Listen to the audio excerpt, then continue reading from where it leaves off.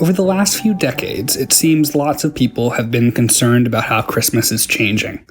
On one hand, there's the so-called War on Christmas, and people taking issue with Starbucks cups and the greeting Happy Holidays.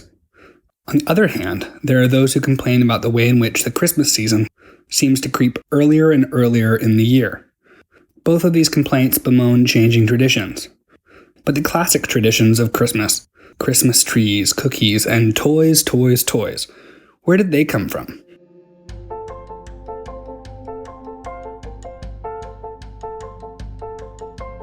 Welcome to the Alleycast, a podcast from the Elfreth's Alley Museum in Philadelphia. We tell the stories of people who lived and or worked on this street, which has been home to everyday Philadelphians for 3 centuries. While we start in this neighborhood, we will explore connections that take us across the city and around the globe.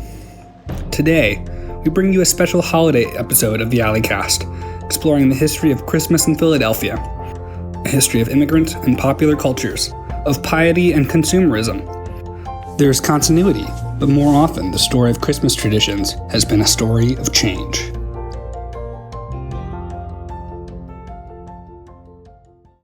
Many of the traditions that have become part of mainstream American Christmas originated in Northern Europe in what is now Germany, and were brought to our shores by immigrants, whether in the 18th century or the 19th century, even the 20th century.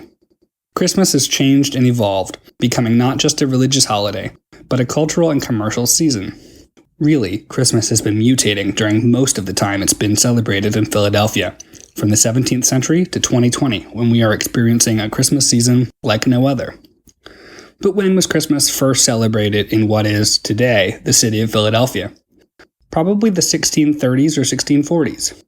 The first European settlement on the western bank of the Delaware River was New Sweden, founded in 1638. Many of the Finns and Swedes who moved to the settlement likely lived in and around Fort Christina, located near modern-day Wilmington, Delaware. But those who came to New Sweden spread throughout the broader region. For instance, one of the earliest surviving log cabins in the nation was built in what is now Upper Darby Township in the 1640s. So the first celebrants of Christmas in this area were likely Swedes or Finns. Their Christmas traditions would have been informed by their Lutheran faith, as well as Old Norse winter feasts.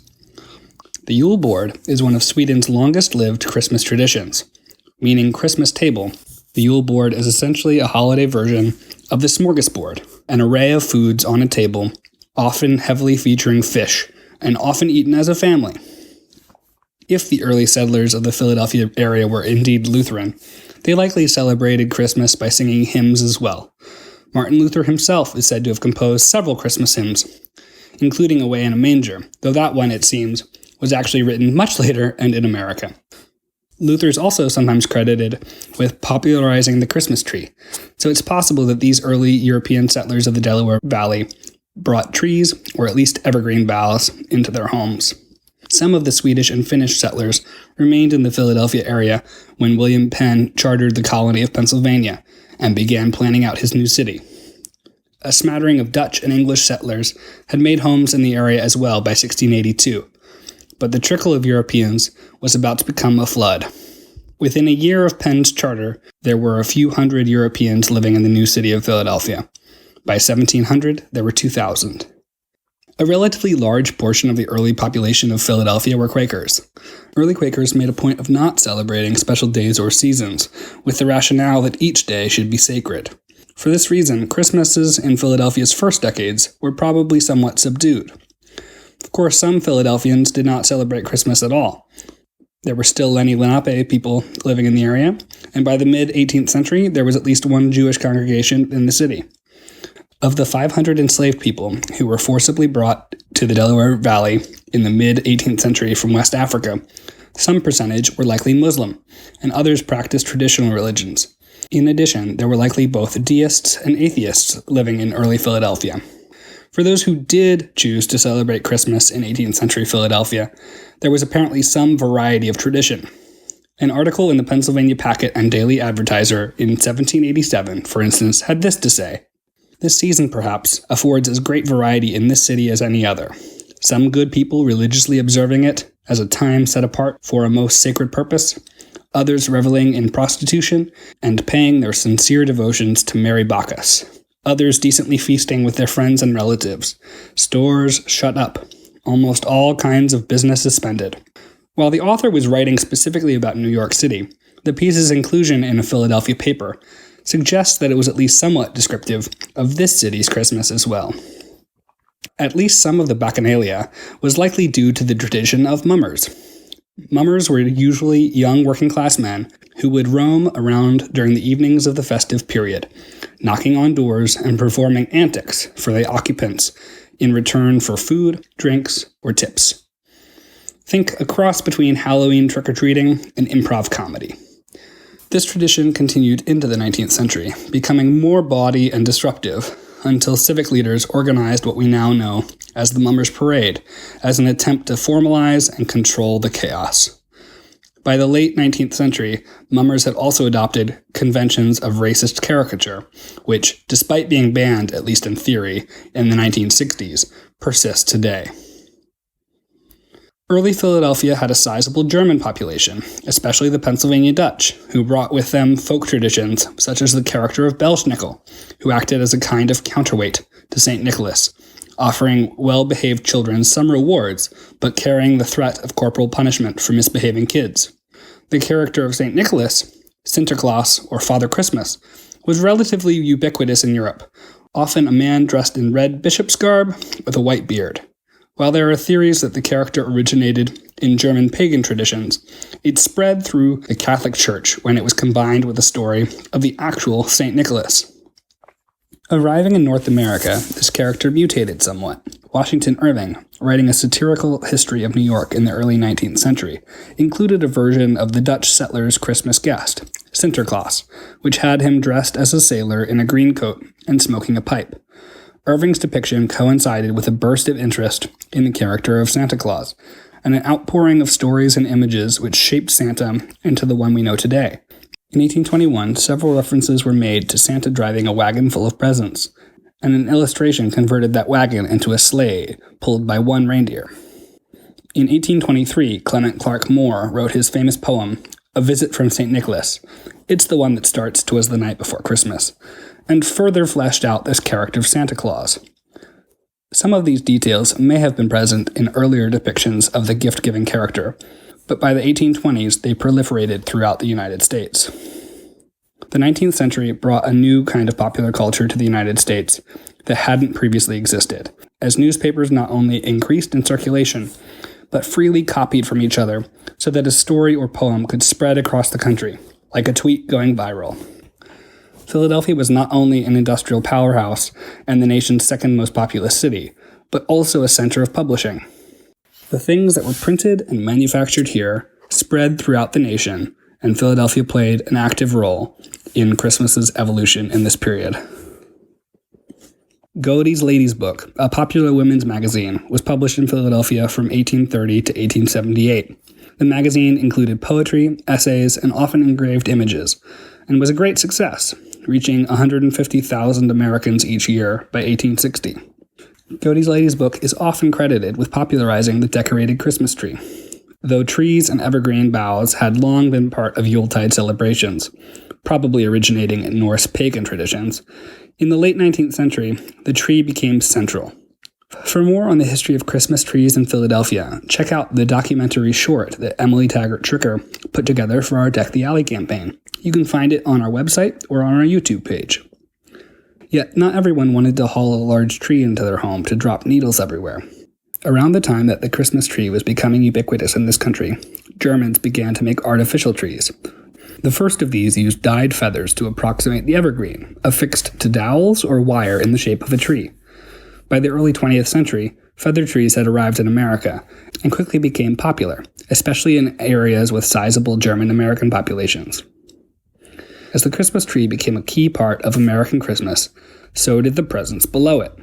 While gift-giving had long been a part of Christmas, the 19th century saw an increasing connection between consumerism and Christmas. Philadelphia's factories ramped up production of toys in the late 19th century, in part because of the proliferation of department stores. The Francis Field and Francis Company, also known as the Philadelphia Tin Toy Manufactory, opened in 1838 on 2nd Street, just a block north of Elfer-Sally, one of the first toy factories in the nation. It imported toys from Europe, but also began to produce its own toys, including a horse-drawn fire apparatus, possibly the first toy manufactured in America.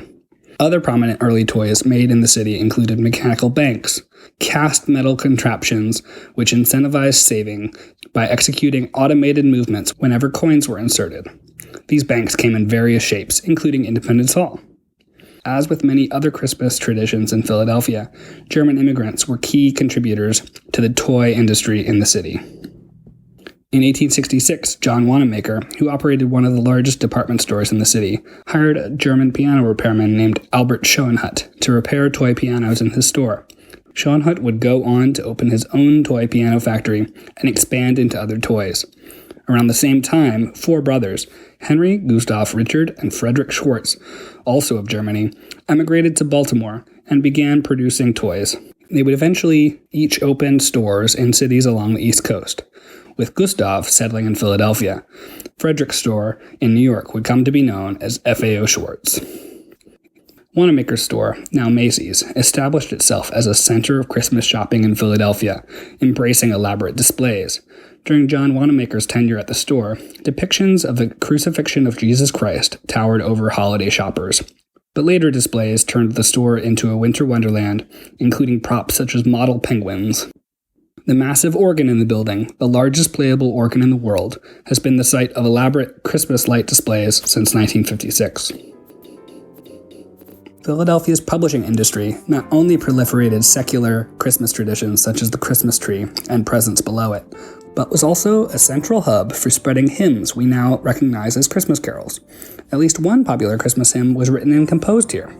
Phillips Brooks, rector of the Church of the Holy Trinity on Rittenhouse Square, wrote the poem O Little Town of Bethlehem, and the tune was composed by Louis H. Redner, the church organist.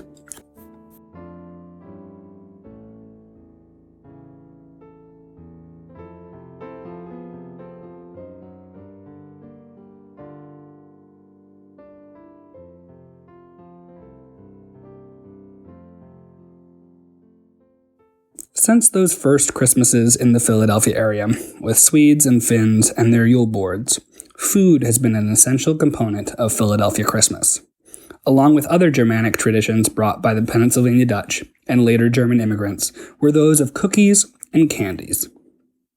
German Americans brought the tradition of Springerle cookies with them. Springerle are embossed with elaborate designs made by wooden molds.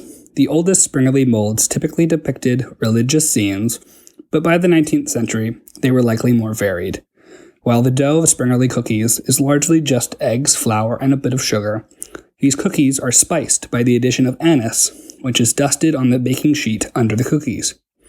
Other spiced cookies, such as gingerbread and peppernuts, also became popular Christmas treats, perhaps in part due to the German tradition of hanging cookies on the Christmas tree.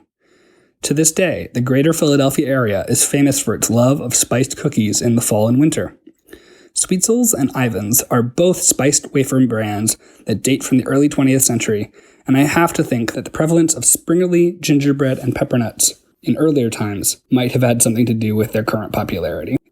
Candy has also been a Christmas tradition, with confectioners in Philadelphia advertising their wares in the newspaper since at least 1792. John Burge from Bristol, England, sold clear toy candy from his headquarters, first on Ray Street and then on North 4th Street.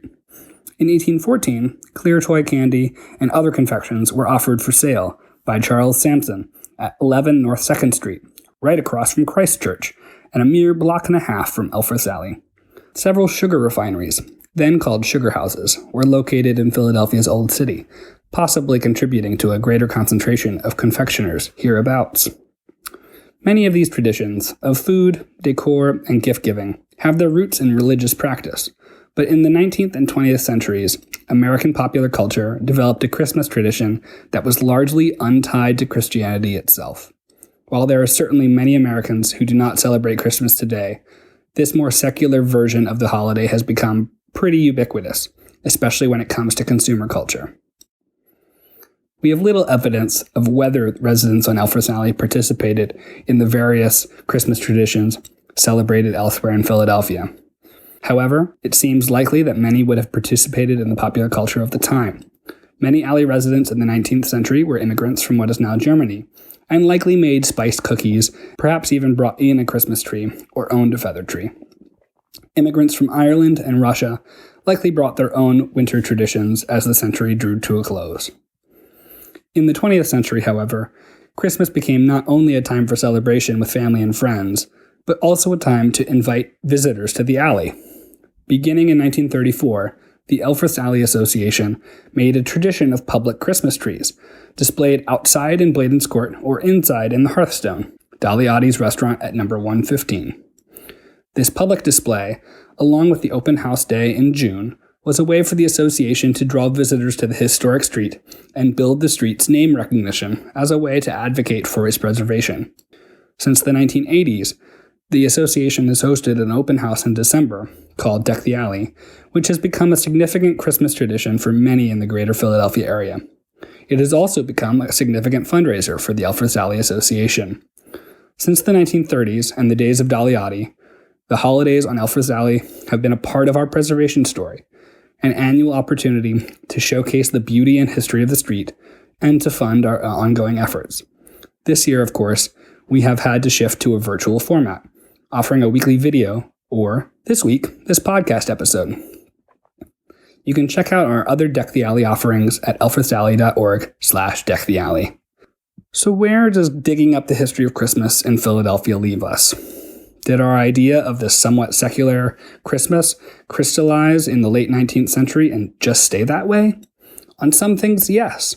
The vision of Santa in his red suit and hat with white trim, flying in a sleigh pulled by reindeer, has been pretty static. The basic set of traditions around the Christmas tree hasn't changed all that much. On the other hand, popular culture has continued to play with the Santa story, and strides in artificial tree technology have mostly left the feather tree behind. More importantly, cultural norms about Christmas, both as a religious celebration and as a secular season, have continued to change, and they haven't only changed in America. Many of the same countries from which our traditions come have had significant changes in their own traditions over the same period of time. When I started researching Swedish Christmas traditions, I had in my mind the version of Christmas described in Kirsten's Surprise, a book in the American Girl series, which depicts a Swedish immigrant family's first Christmas in America. The book, set in 1854, has Kirsten donning the white robe, red sash, and candle crown of the Lucia Queen for St. Lucia Day and serving breakfast to her family. It turns out, however, that this particular tradition seems to date from later in the 19th century and was adopted, at least in part, to replace an older, more boisterous tradition, much like the mumming we had here in Philadelphia. It's likely that many of the traditions developed in the United States have been adopted in the various countries from which we draw so many trademark holiday elements. I mention this changing Swedish tradition only as a reminder that holiday celebrations have often changed and will certainly change again. This Christmas, precautions taken to prevent the spread of our current pandemic will mean that even the most long-standing Christmas traditions may need to change. We may return to Christmas as usual in 2021, or some of the new traditions might stick. I hope, however you plan on spending December 25th, you have a lovely day. I, for one, am excited about eating some gingerbread with my partner and giving our cat some presents.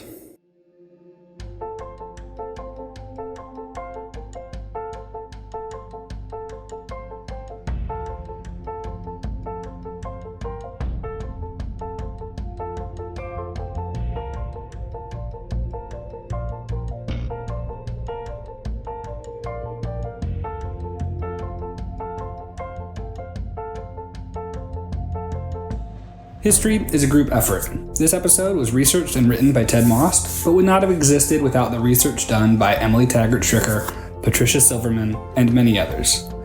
Check out the episode page at elfrethsalley.org/podcast for a transcript and a complete list of sources. Our theme music is the song Open Flames by Blue Dot Sessions from the album Aeronaut, used under Creative Commons license. Special music for this episode was O Little Town of Bethlehem, performed by Kevin MacLeod, used under Creative Commons license. This podcast is recorded on the unceded indigenous territory of the Lenni Lenape people who were and continue to be active stewards of the land. We recognize that words are not enough, and we aim to actively uphold Indigenous visibility and sovereignty for individuals and communities who live here now, and for those who were forcibly removed from their homelands. By offering this land acknowledgement, we affirm Indigenous sovereignty and will work to hold the Alpha Sally Museum accountable to the needs of American Indian and Indigenous peoples. Thank you for supporting the Alpha Sally Museum by listening to this podcast.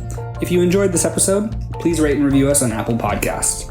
If you know someone who might like this podcast, tell them about it. There are several other ways to support us as well, so that we can continue to preserve and interpret this meaningful place. First, we have some cool stuff up for sale at alphasally.org/gift shop. You can support our Patreon page at patreon.com/alphasally for exclusive content, some swag, and to support us in a sustained way. The bonus content for our $10 backers this month is instructions for a gingerbread house in the shape of our museum houses. Thank you to our Patreon backers, Marnie Vaughn, Hillary Iris Lowe, Claire Rizelli, Rachel Hess, Carol Vinatieri, Kevin D'Souza, Patrick Whitwer, Greta Greenberger, Agnes Severi, Lynn and Rick Wexler, Hannah and Hayden Karlheim, William McGann, and Emily Taggart-Stricker. And of course, if you're able to make a financial gift, you can do so at alphasally.org/donate. Thank you, and take care.